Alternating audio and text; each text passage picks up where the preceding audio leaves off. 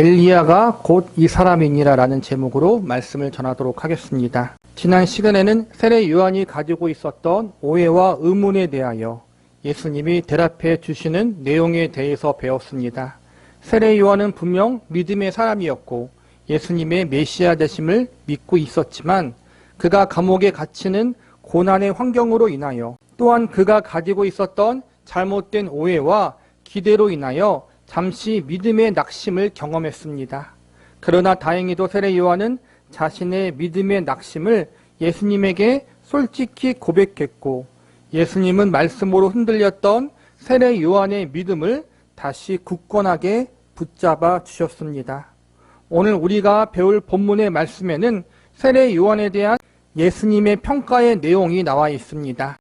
세례 요한의 제자들이 예수님을 찾아와 세례 요한이 가지고 있었던 예수님에 대한 의문과 오해들을 물어보았을 때 예수님 곁에는 예수님의 제자들도 함께 있었을 것입니다.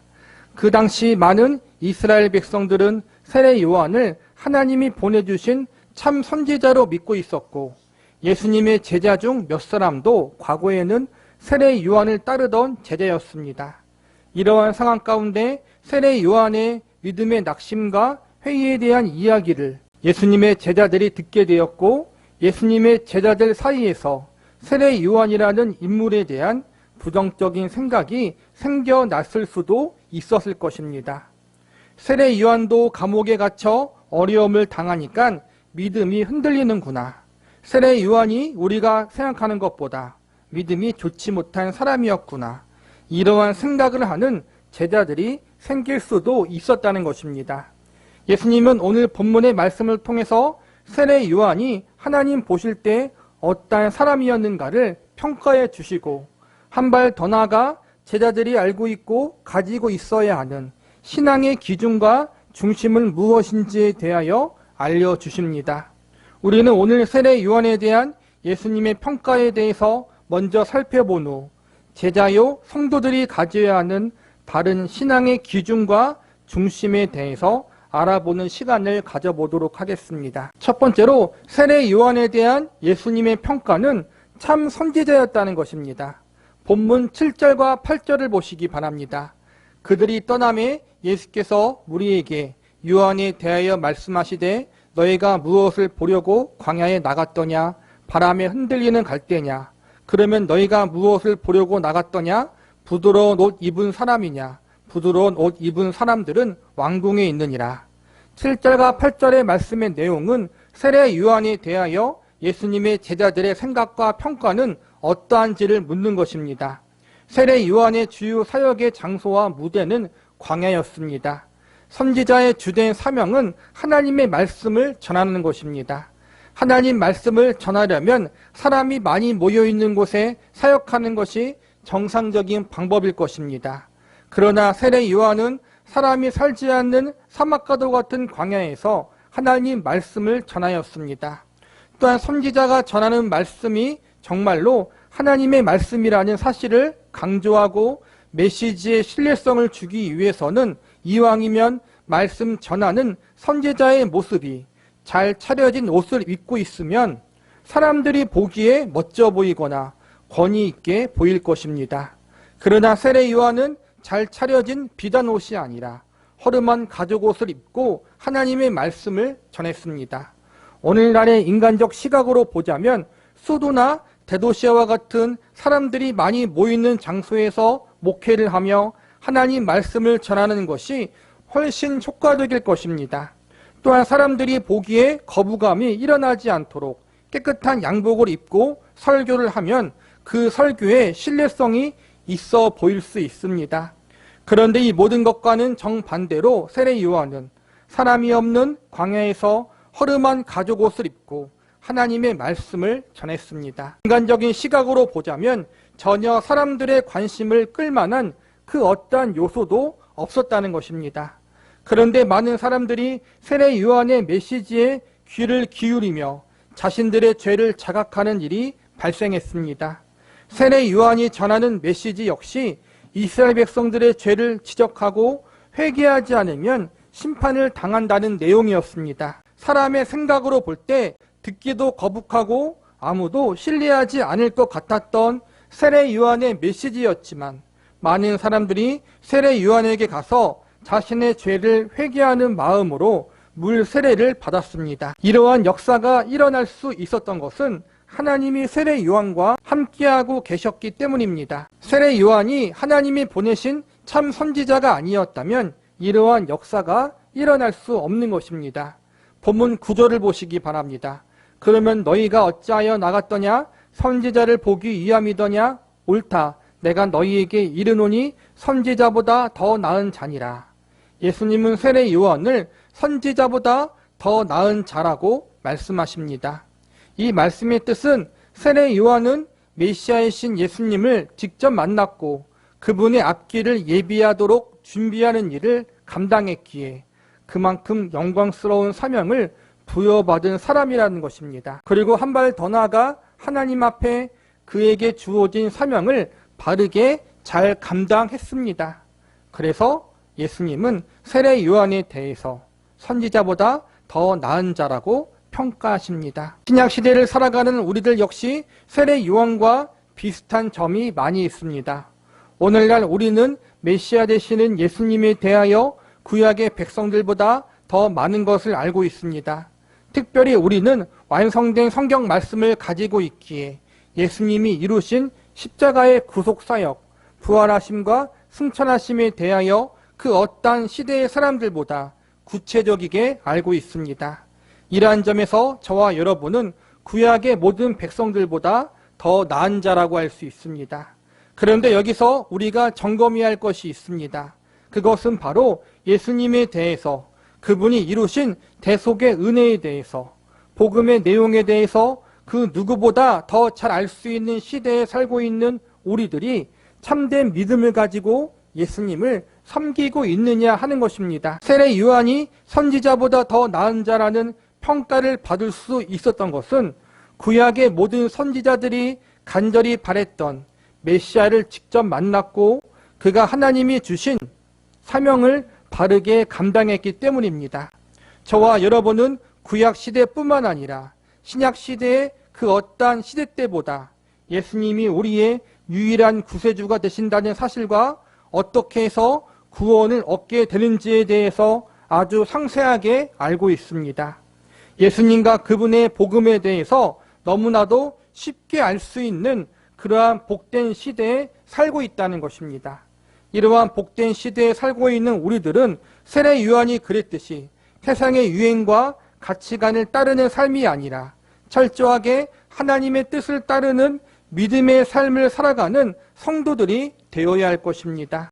세례 요한이 바르게 맡겨진 사명을 감당하여 참 선지자로 인정받았듯이 우리 역시 바르게 신앙생활을 하여 예수님 앞에 참 하나님의 백성과 자녀로 평가받고 인정받을 수 있기를 바랍니다. 두 번째로 세례 요한에 대한 예수님의 평가는 준비된 하나님의 사람이었다는 것입니다.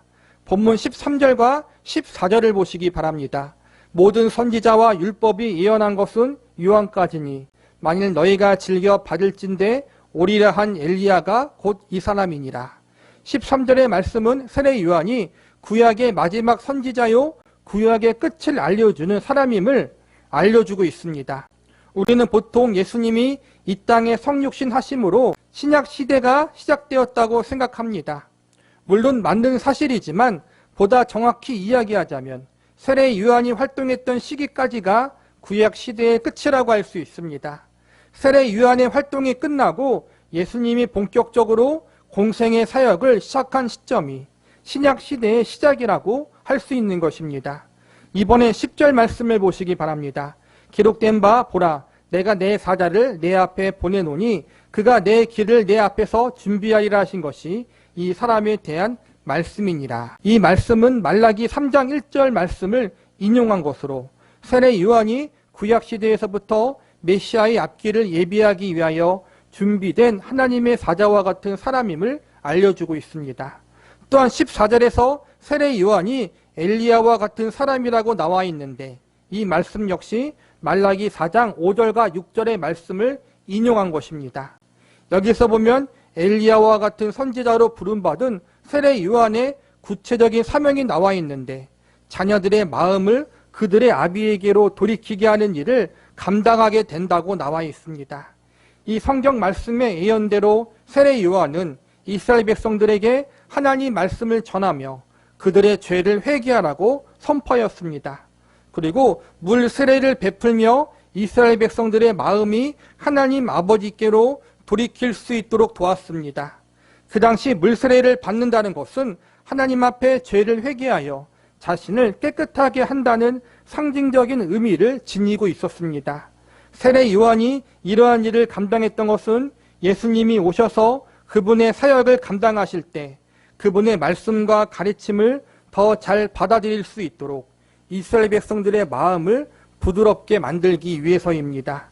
이처럼 세례 요한은 철저하게 메시아 되시는 예수님을 위해서 준비되어지고 예비되어진 하나님의 사람임을 알 수 있습니다. 여기서 보면 세례 요한을 엘리야와 비교하고 있고 하나님의 사자로 비유하고 있습니다. 또 앞서서 예수님은 세례 요한을 선지자보다 나은 자, 참 선지자로 평가하셨습니다. 메시아를 위하여 준비된 하나님의 사람이고 참 선지자였던 세례 요한은 그만큼 특별한 사람이었다는 것입니다. 그런데 여기서 우리가 이렇게 특별한 사람으로 부름받았던 세례 요한이 감당했던 사역에 대해서 살펴볼 필요가 있습니다. 세례 요한이 감당했던 주된 사역은 하나님의 말씀을 선포하고 물 세례를 베푸는 것이었습니다. 인간적인 기준으로 볼 때 대단하게 보이는 일은 아니었습니다. 분명 세례 요한은 성경에서 엘리야와 같은 선지자라고 증언되어 있습니다. 구약의 엘리야 선지자는 이스라엘 역사상 가장 악한 왕 중 한 명이었던 아합과 맞서서 용감하게 하나님의 말씀을 전한 선지자였습니다. 하나님은 엘리야 선지자와 함께하사 많은 이적을 허락하여 주셨습니다. 기도했더니 하늘에서 불이 떨어지고 오랜 가뭄이 끝나 비가 내리게 하시고 강물이 갈라지는 그러한 놀라운 기적들을 경험케 하셨습니다. 그런데 이렇게 위대한 선지자 엘리야와 같다라고 증거받았던 세례 요한은 살아생전 큰 기적과 이적을 행하지 않았습니다. 오늘 말씀이 기록될 당시에는 감옥에 갇혀있는 상황이었습니다. 구약 성경에 보면 엘리야 선지자는 아합 왕에게 잡히지 않았고 하나님이 그를 보호하여 주셨습니다.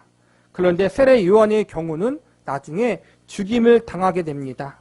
어찌 보면 참으로 허무하게 생을 마감했다고 볼 수 있습니다.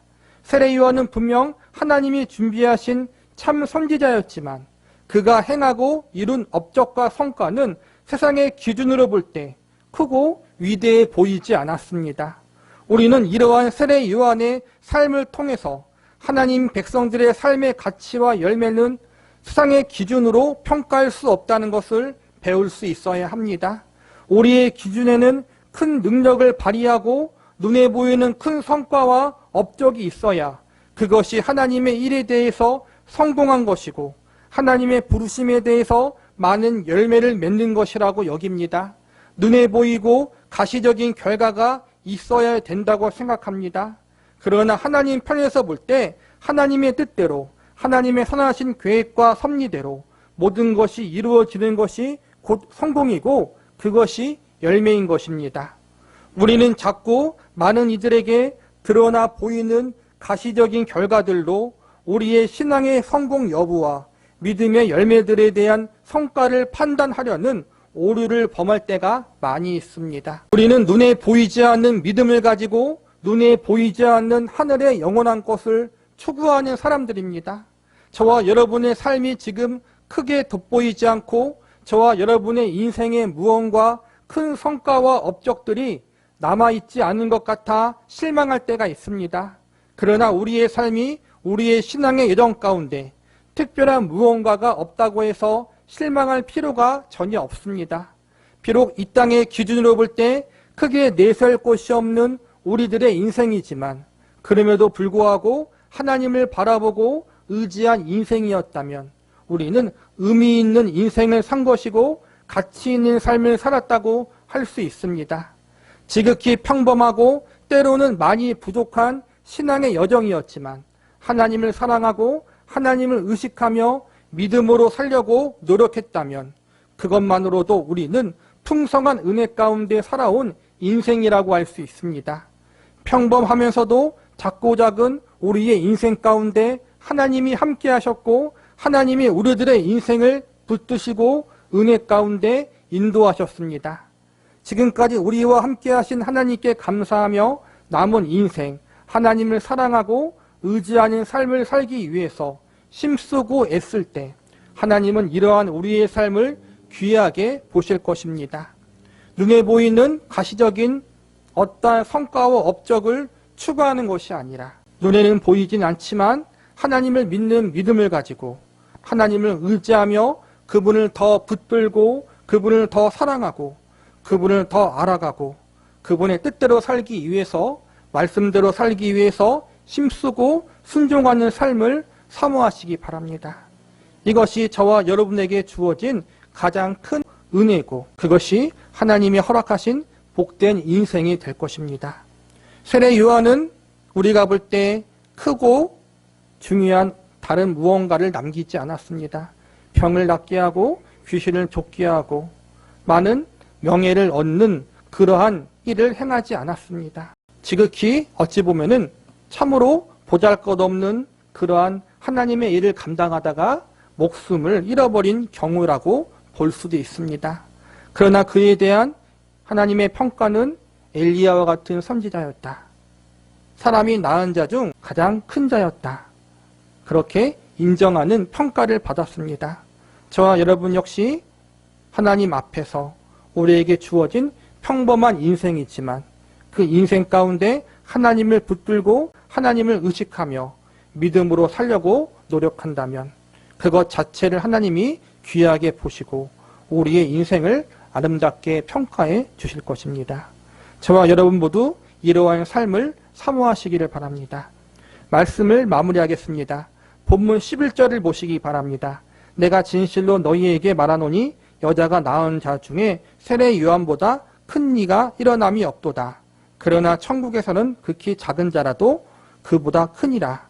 여기서 나오는 큰 자, 작은 자라는 말은 상징적인 표현입니다.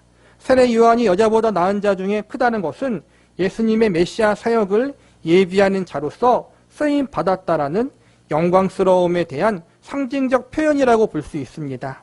일단 천국에서 지극히 작은 자라도 세례 요한보다 크다는 말씀은 예수님이 이루시게 되는 구속의 사역의 놀라움을 세례 요한 이후의 성도들이 경험하게 될 것임을 상징적으로 알려주는 것입니다. 세례 요한은 예수님의 길을 예비했지만 예수님이 이루실 십자가와 부활의 사역에 대해서는 구체적으로 다 알지 못했습니다.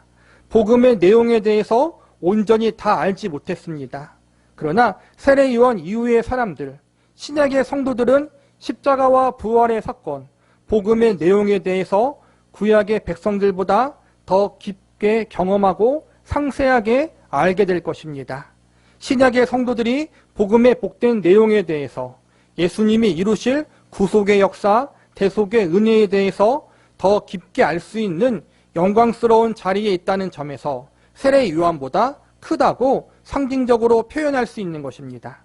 이어지는 12절을 보시기 바랍니다. 세례 요한의 때부터 지금까지 천국은 침노를 당하나니 침노하는 자는 빼앗느니라. 이 말씀은 예수님이 이루시는 십자가와 부활의 사건으로 말미암아 예수님을 자신들의 구세주로 영접한 모든 죄인들이 차별받지 않고 구원함을 얻을 수 있다는 사실이 아주 명확하게 선포되었다는 의미입니다. 즉 예수님을 믿는 사람들은 누구든지 하나님의 자녀가 되어 천국을 기업으로 상속받을 수 있는 길이 열렸다는 의미를 가지고 있는 것입니다. 오늘의 본문의 마지막 절인 15절 말씀을 보시기 바랍니다. 귀 있는 자는 들을지어다. 이 말씀은 오늘 예수님이 가르쳐 주신 말씀들을 믿음으로 잘 받아들여야 한다는 것입니다. 하나님이 준비하고 예비하신 참 선지자 세례 요한이 증거한 메시아는 예수님이십니다. 그 예수님이 지금 이스라엘 백성들 앞에서 하나님 말씀을 전하시고 천국 복음을 가르쳐 주고 계십니다. 죄인들이 구원받을 수 있는 유일한 방법에 대해서 알려주고 계십니다. 이 복된 말씀과 가르침을 귀 기울여 듣고 받아들이는 자들은 천국을 침노하는 자, 세례 요한보다 큰 자가 될 것입니다. 예수님 안에서 천국을 기업으로 물려받는 하나님의 자녀들이 될 것입니다.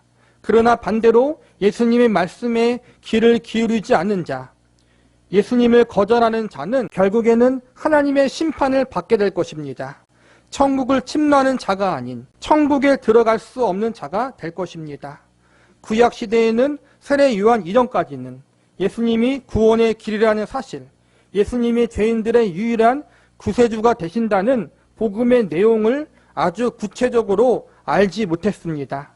인간들을 죄로부터 구원하시는 이 일을 하나님의 독생자 외아들이신 예수님이 그분의 생명을 바쳐 이루실 것이라는 사실을 온전하게 구약 시대에는 다 알지 못했다는 것입니다. 그러나 이제는 이 모든 구체적인 내용, 복음의 내용, 예수님이 이루실 속죄와 구속의 내용, 십자가와 부활의 내용 등 이 모든 것이 신약시대의 사람들은 온전히 알 수 있게 될 것입니다.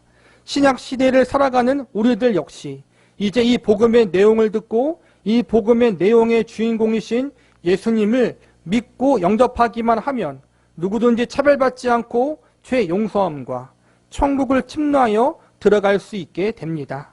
그러므로 이제 예수님의 말씀에 모두가 귀를 기울여 들어야 하고 예수님을 그들 자신의 구세주로 믿고 영접하기를 주저하지 말아야 합니다. 결론적으로 세례 요한에 대한 예수님의 평가와 오늘 본문의 말씀을 통해서 우리가 배울 수 있는 가장 중요한 메시지는 예수님이 우리의 믿음의 근원이시고 우리의 모든 것의 중심이 되셔야 한다는 것입니다. 세례 요한이 선지자들보다 나은 자고 여자가 낳은 자 중에서 큰 자라고 평가받을 수 있었던 이유는 그가 예수님의 사역의 길을 예비하는 사람이었기 때문입니다. 천국에서 지극히 작은 자도 세례 요한보다 크다는 가르침과 천국은 침노를 당한다는 말씀은 예수님과 그분이 이루신 구속의 사역에 대해서 신약의 백성들이 더욱 깊이 알게 되는 축복을 받게 된다는 의미를 가지고 있는 것입니다. 여기서 보면 모든 것을 평가하는 기준이 항상 예수님 그분 자체에 있음을 우리는 배울 수 있습니다. 하나님은 인간이 이루고 만들어낸 그 어떠한 성과를 기준으로 누군가를 평가하지 않으십니다. 하나님의 기준은 언제나 예수님이 성도들의 믿음과 삶의 중심에 있는가, 예수님을 얼마나 더 깊이 알아가고 닮아가는 자리에 성도들이 있는가, 이것을 기준으로 성도들을 평가하실 것입니다. 그러므로 오직 예수님이 성도들의 믿음의 중심이 되고 삶의 가장 중요한 분이 되셔야 합니다. 저와 여러분 모두 우리의 믿음과 신앙, 우리의 인생과 삶의 중심에 항상 예수님이 있기를 기도합니다.